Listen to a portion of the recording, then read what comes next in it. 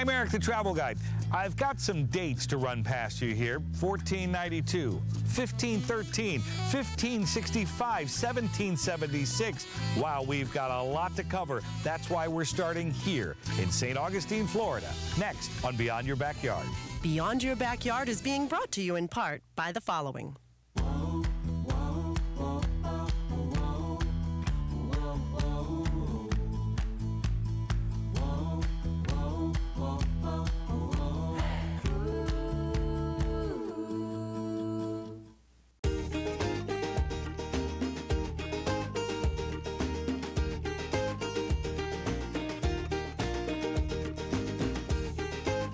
Wytheville, there's only one.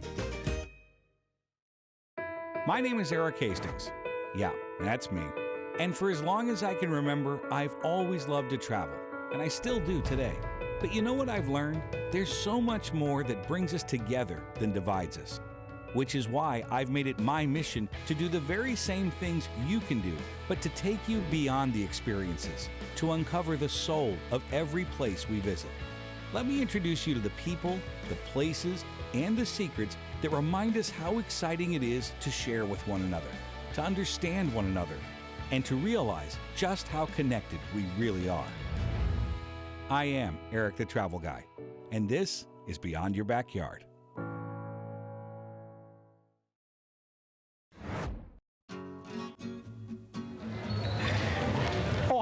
Thank you for watching, and welcome to America's historic coast. Now let's consider this for just a second. We've got Plymouth, Jamestown, even Colonial Williamsburg, all vying for their piece of America's story. But if you think about it, our nation's history is actually thousands of years older than that. Now, while we're not going to travel that far back in time, we are going to bring you to 1513, which is why we're here. This is St. Augustine, Florida, just south of Jacksonville and Ponte Vedra. Yes, we will be searching for answers, cultural enlightenment, and we'll do a few kitschy things as well. On today's episode, we'll take you 30 degrees and 8 minutes north. We'll have a one-on-one conversation with one of America's richest Gilded Age industrialists. We'll sample plenty of grilled beef tongue, and we'll wash it all down with a very tall glass of water from the Fountain of Youth. Yes, I brought my St. A game, so let's get started. Our trusty map is here to guide us once again. This is the state of Florida, a state added to the Union back in 1845. This is Miami and Key West. Wow, shameless plug for a previous episode. And right here is St. Augustine. This was my first visit, and I have to admit, I was surprised at how much there was to do and see. The year-round population is about 14,000 residents, which of course swells in the winter months. Caw-caw! That's the sound of a snowbird. Oh, there's the image, yes. You see a lot of that in the state of Florida. But you will find young people here in St. Augustine, as well as happy families heading to the beach for fun in the Florida sun. Wow, all this talk about sun is making me parched. Better get some water. And where better to do that than the Fountain of Youth?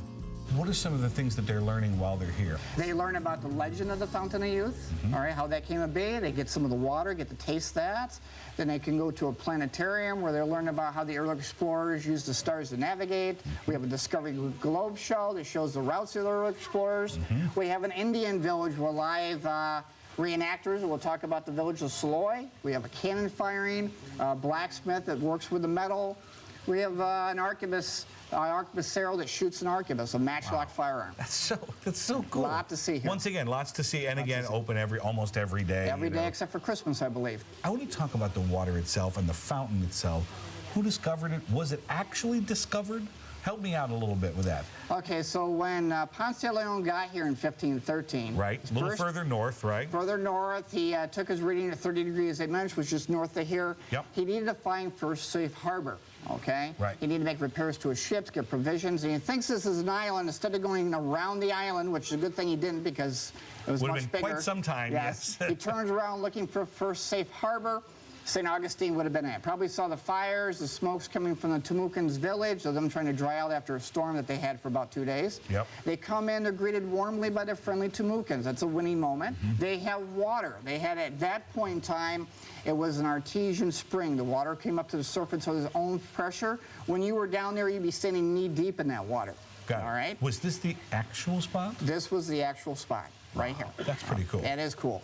And like I said, they stay here for 5 days. The sailors and the Spaniards, they all look at these Temucans. We're all healthy and vibrant. And some of them were 60, 70 years old. Where a European, if you lived to be 40, that was a major achievement. Correct. I should have been dead 5 years ago. I understand, yes. So, you know, that goes with the legend that they had these healthy Temucans, they had this fresh water, and that's how the legends begin. But I think it's worth noting, Ponce de Leon wasn't looking for this. He was never looking for magic water, ever. He was looking for new land so he can become the governor of that, because he recently lost his governorship in Puerto Rico. Right. And so he was looking for that. He was looking for gold. He was looking for spices. He was never looking for magic water. Got it. And it's safe to note that when we say, well, how many of these exist, this very thing, there's only one of them in the whole world, and it's here. Correct. And you can come in any day and take a little sample. You can bring your own bottle with you if you like, and fill it up and take it with you. Really? Absolutely, absolutely. Well, I am a Visco girl, so that's another matter altogether. Dan, thank you for this. Let's Thank try you. a little water, shall we? Absolutely. Real quick, before the masses really... Absolutely. Come on, let's go do that. this. Speaking of the land, once Europeans arrived, it was all about fortification. So after I drank my fill of the local magic water, What is that, a 1565? That's a good year. oh, I feel 40 all over again.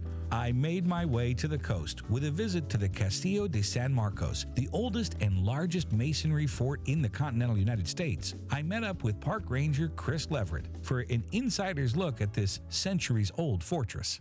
All right, help me out here, because this is the biggest, the longest. What are we talking? Late 1600s? Is that right? Yes, the oldest masonry fortification in the continental United States. Construction beginning in 1672.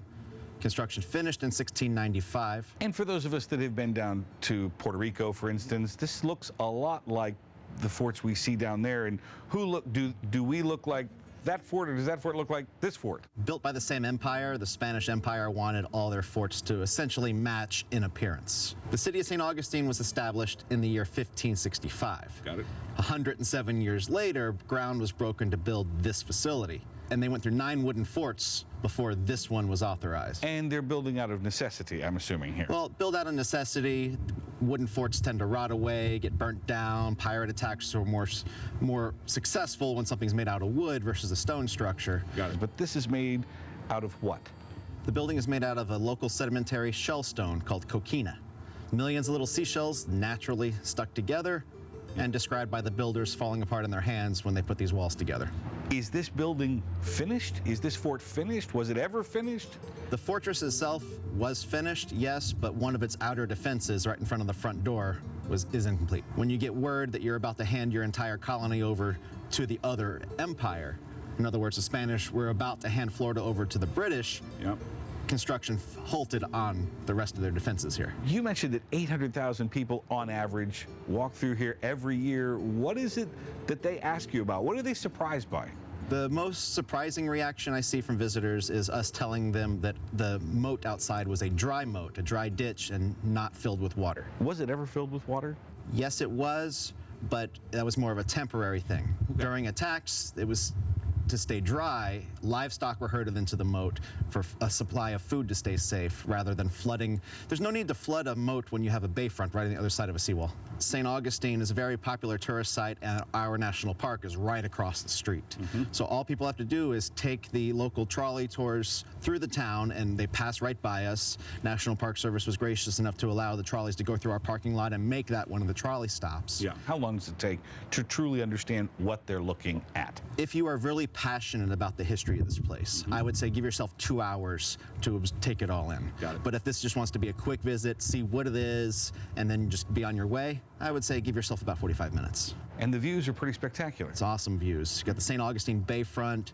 Wildlife is amazing. Sea life is amazing. Dolphins and sea turtles are out here frequently. Yeah.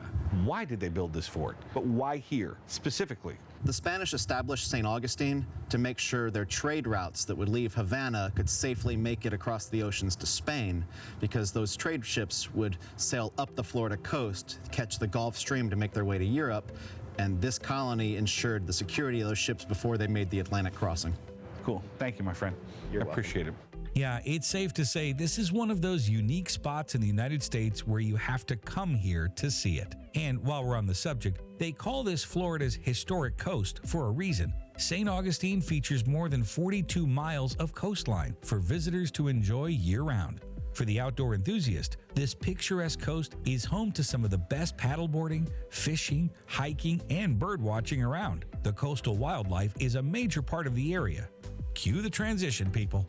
Edutainment is one of my favorite subjects. That means it's entertaining and educational. And this is the perfect spot to do just that. This is the GTM Research Reserve, and we're in the Visitor Center. Let's get started. The GTM Reserve offers informative programs for visitors to take guided explorations, view hands-on presentations, and learn about turtles, snakes, birds, whales, and so much more. Volunteers can even pitch in with the conservation. You know, we're always faced with this question, what can I do? You know, it's a big world out there. You know, we live our lives where we are. What can I do to help? This is exactly what you guys are doing every day. So tell me more about what the organization does. So we promote sustainability and conservation through education, research, and stewardship. Okay. I refer to it as a hidden gem because most people say they had no idea that we have 6 trails behind us this way. Right. They had no idea that they can fish here, and then that we have the beach on the other side, in addition to a hidden beautiful museum free of admission. Yeah. So we have field trips 3 days a week, and then we also have recurring weekend events that incorporate seining, which is what we have going on right now here at our dam, and then we have beach explorations where we collect microplastics and different beach cleanups. All right, now I want to talk about the seining. So what exactly is that? So seining is a good educational opportunity to teach about the importance of the estuary. So it basically gives our audience and people who attend an opportunity to learn about the biodiversity of the estuary. Right. Because essentially it is a nursery for wildlife. What do you find down there? What's down there? Oh, all different types of shrimp, crabs, and jellyfish. So wait a minute. So a visitor can come here to St. Augustine, or maybe they're going up to Ponte Vedra, maybe they're even in Jacksonville. They can come in, they can show up at the visitor center and say, I want to do this. They can actually do that? Yes, they just go on our website at gtmnerd.org and they sign up. It's completely free. All of our weekend family events are free, and they can come learn about the estuary and our uplands as well. Do you pick up other items in the water as well? Is that what happens too? Are there things in there that shouldn't be in there? Yes, absolutely. So we're constantly collecting microplastics, and another big one is monofilament, which is a portion of fishing line, the part of the plastic, which is a big deal because 47% of pollution is fishing gear. Brittany, thank you for this. I really appreciate it. Thank Absolutely. you. It was good to meet you. Being able to enjoy the outdoors is one of my favorite things about St. Augustine, and a personal favorite way to enjoy it is golf. And just up the beach in Ponte Vedra, I got to experience golf at its finest as I spent time learning what makes TPC Sawgrass one of the most famous courses in the world. Eric, Derek, what's happening, man? welcome to TPC Sawgrass, home of the players, Thank you, my friend. My gosh. and my home away from home. Yeah. Man, that's amazing. Oh my gosh. So this is our main foyer here, and this is where we highlight all the multiple year champions. Okay, and of course you know this guy right here, Right. Tiger Woods. Yeah. Our first champion and our only 3-time champion, Jack Nicklaus. So here at the clubhouse, we have all this history to share with people, and we have a volunteer storyteller program with about 60 volunteers here that give tours on the hour from 9 to 4 every day here, 365 days a year. Tours are available. They'll bring you out to the 16, 17, and 18 to see the best finishing holes in golf, and of course that famous island hole. When you think about championship golf, okay, we'll have over 2,000 volunteers that come out to help us come out here and enjoy the fresh air and the sunshine, and they pay for a uniform, they come out, they volunteer, and then what the PGA Tour does is they the money they save on that goes to charity. And last year, the Players Tournament raised over $9 million in one tournament, to give to local charities. Unbelievable. To me, this is what it's about. Oh yeah, yeah. You think about like the ground you're walking on Right. has been scientifically engineered, preserved, celebrated, taken care. You're not gonna. Right. You've never stepped on grass that's this well taken care of ever. I know, exactly. And never Yep. will if you don't come out here. That's or right. a few other places, a handful of places around Yeah, the world. That's right. But what's more interesting to me is that walk from the 16th green over here. Right. When you have thousands of fans here, we call this the bowl because really it's almost like a stadium on a golf course. So Yeah. you have thousands of fans here sitting on the grass or up in the stands here. These will be double deckers here. So, Yeah. and then after they putt out on 16, and these are the famous, probably the most challenging 3 holes, best finishing holes in championship golf. Yep. And they have to make that walk from the 16th green over to this hole here with people cheering and looking at scoreboards and what they need to do. And they have 2 holes to go. They got to get through this one, and then they got to get And through finish on 18. So it's not over until that last putt drops on 18. So their heartbeat gets pounding here as they go here. The wind swirls in this bowl because it comes into this bowl and it just spins around. You'll see the flag. They have a hard time determining which way the wind's coming. It's a challenging 137-yard hole. Maybe we'll do a little putting challenge. Should we do a little before we Absolutely, go? that sounds great. I think we should do that. Are you a righty or a lefty? Well, we're going to find out today. Okay. So I think probably right. I think. Okay. Okay. So we've got a nice little hump to get over. It's sloping to the right a little, right? Down there at the end, Did I yes. read that right at the Yeah. end? Yep. I'm not wearing the right shoes. I'm wearing jeans. Oh, this is going to be terrible. A little short. I think you're going to be okay. That's a heck of a putt right there. He said it, not me. I mean, You don't need lessons. Look at that. Come on, that's not bad. That's better than most people here. That was That's- awesome. But even to hang out on the practice green and do this for an hour. Right. They say, oh, well, I don't play golf. You'll be fine. Oh, Put on yeah. a pair of long pants and a collared shirt and come out here for an hour, and you will find that it's almost an instant addiction. Yeah, it is. Isn't it? It is. Thank you. Good to meet you. Thank you for You this. bet. Sadly, our time came to a close because I had another VIP waiting for me back in St. Augustine. I am exceedingly excited to introduce to you a real industrialist, Henry Flagler. Good to meet you, sir. My pleasure. My My gosh. pleasure. You know, it's been a long time since I've been back to my city that I built during the Gilded Age. If I understand this correctly, you went from salt to oil to railroad No, to hotels. to hotels And then railroads. because it makes logical sense. A lot of people don't really understand the relationship that this state has to New York. This period of time, all of the New Yorkers, the very wealthy New Yorkers, were going down to Newport, Rhode Island Yep. for their summer. And I just wanted them to come a little bit further south. A little bit. Yeah. So St. Augustine became the Newport, Rhode Island of the South. Now, only the very wealthy could afford to board my luxury train that would bring them from New York all the way here. Yeah. But Florida loved me because they would give me thousands and upon thousands of acres of land for free if I would just continue to move my railroad down the East Coast. If I understand it correctly, even when you came down here to St. Augustine for the first time, you really were like, what is this? This kind of dilapidated, It was a very old and dilapidated, full of sick people, I remember. right? Because everybody comes down here to Really? get better. Oranges were everywhere. Yeah. All of this before I built my hotel was an orange grove. That's not indigenous to Florida. The Spaniards The Spanish part. brought the oranges over to this country. And I really thought that this would be it. When I came down, I wanted to develop this. The weather was good. Now, a lot of the Spanish influence has already been here. That happened in 1565 Right. when Spain sent an expedition over of Captain General Menendez. But this was the very first Spanish Renaissance building in the state of Florida.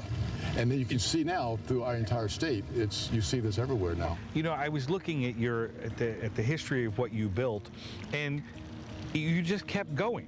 all the way did. down until you almost ran out of land. Well, essentially. I did. This was going to be my final stop right here. But then I thought, well, I might as well just extend the railroad down to Ormond Beach, which is south of here. Then I was going to stop there. But then a woman owned this land in Miami, and she says, look, I want to give you all this land. Why don't you move your railroad on down to Miami? So I did. And then that was going to be my final stop. Well, this is relatively new technology, the railroad. It was very new technology. The rail lines that were already in place were a narrow gauge. So not only did I have to rip all those out for a wider gauge, because all of the railroads coming from New York were the new wide gauge tracks. So as that was destroyed and rebuilt, then it was all wide gauge all the way down to eventually all the way to Key West. So I knew I would have to build a bridge across the St. Johns River to terminate my railroad system right here. In fact, at the very end of this street down here, King Street, was the railroad station that I built. And that is where my horse and carriages would pick up all of my guests and bring them to these two hotels and eventually this third one right here. And did you ever even consider making the turn and going back up the other side of the state? Or by this time you said, no, and I'll tell you why that really wasn't something that I wanted to do. It was a Henry Plant that developed the west coast of Florida, and we had a gentleman's handshake agreement that I would not interfere with his railroad hotel empire on the west coast if he would not mess with me on the East Coast. And Henry was a fine gentleman. But in this period of time, which this year we're talking... 1901, 1902 for the Gilded Age. People in this country traveled differently. As a matter of fact, they did. In the 1850s, the idea of going on a vacation was unheard of. Never happened. It didn't happen. You went on religious retreats, so you would do that. But the idea of going somewhere for pleasure just wasn't. The word vacation wasn't really in the lexicon until the 1850s. No, it's not something you did. Now, when you did travel, you would travel by train. Yeah. There were trains in the 1800s, early 1900s, that went East Coast, West Coast, down into Florida. That's how you traveled. Yeah. I knew that I wanted my friends that were going to Newport, Rhode Island, to enjoy warmer weather in the Floridian area. Keep in mind that I was already very wealthy from Standard Oil. Right. This was what I wanted to do in my free time, almost like a hobby. Like a hobby. And the first couple of years when my hotels were operating, the only people that stayed here were my invited guests. But the Rockefellers would come down, the Astors would come down, the Morgans would come down, the Edisons would come down. The Tiffanys would come down. These names, isn't it just fascinating? And they were just my personal friends. Right. Charles Tiffany, the jeweler, he had 12 children. And one of his sons, Louis Comfort Tiffany, was the one that I hired to put in the Tiffany stained glass windows in my Ponce de Leon hotel across the street. 79 of them. It's the largest collection of Tiffany stained glass windows anywhere in the world in one spot. Henry, thank you for this. It's been a pleasure meeting you. Okay, same This here. is amazing. There's no denying St. Augustine is home to a rich history spanning hundreds of years. A history that you can see, touch, feel, and drink. But the town is also evolving with the times, and one of the coolest culinary experiences I've had the pleasure of attending was the grilling event of a lifetime, thrown by our hosts, Nick and Christy Carrera at Urban Asado. On this occasion, our meal was under the watchful eye of local celebrity chefs and Chef Michael Lugo, executive chef and owner of Michael's. So what's the takeaway here? Well, St. Augustine is the oldest European settlement in America and the newest destination I can't wait to get back to. I'm Eric the Travel Guy. Thank you for exploring beyond your backyard. Duh! Nailed it! Yes! So what's the takeaway? St. Augustine, Florida is the what is it? The oldest what? St. Augustine is the oldest, what? European. That's what the word is European. That is not coming. So what's the takeaway? St. Augustine is, I got it. So what's the takeaway? St. Augustine is the... Oh, that's going to be good. Oh, Look at this guy. He's going to make it. He's going to make it. Oh! Brilliant. I don't even hear them anymore. I hear bells in my head when there are no bells, and I don't know what that means. Well, that's not good.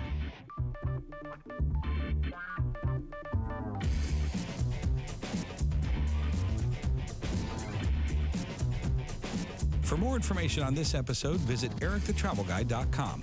And while you're there, you'll discover other fascinating destinations just beyond your backyard and links to follow me on social media. That's ericthetravelguide.com. Beyond Your Backyard is being brought to you in part by the following.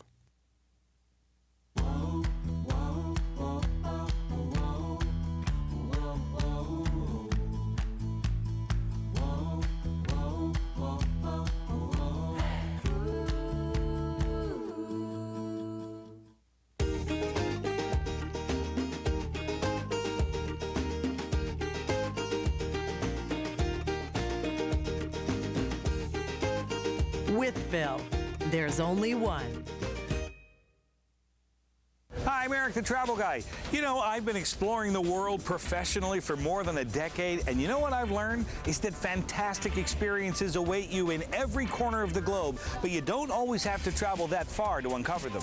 So join me each week as we go on and off the beaten path, learn something new, and sample delicious culinary.